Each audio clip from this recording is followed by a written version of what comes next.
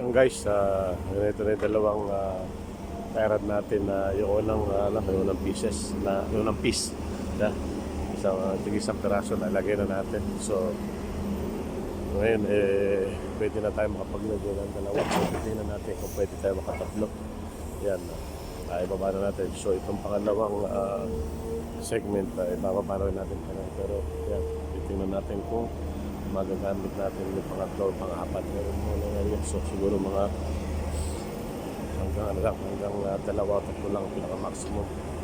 Yung guys, yung tie rod, ang pinambaba na natin yung crane kasi medyo may hirapan pagka yung excavator. So yan, naibaba na natin una ng crane. Ito na ngayon yung pangalawa na second segment.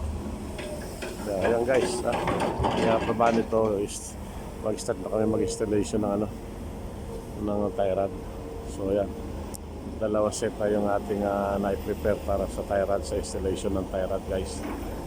Yan, naibaba na natin. Yan, doon natin lalagay sa sunok isa. Pagkalagay, ayusin natin yan. Yan guys, so dalawang segment, dalawang tie rod na yung naka-prepare natin.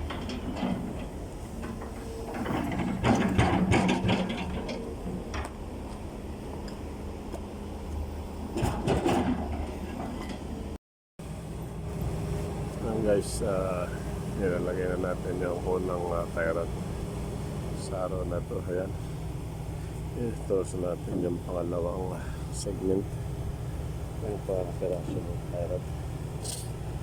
Ito natin dito sa unang peraso.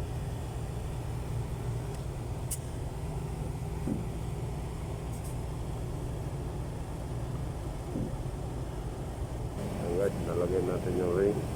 Kita na ng ating lever. Lalagyan natin doon sa bolt.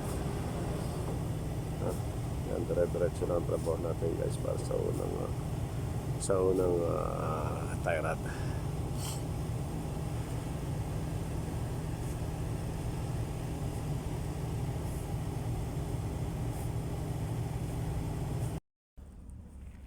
Guys, hinihigpit na namin. Ito yung unang tie rod. L'altro la parte di qua? No, la fanno. Questa fede di così.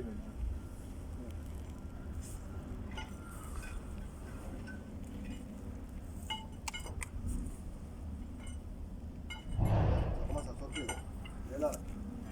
Ah, ce l'ha.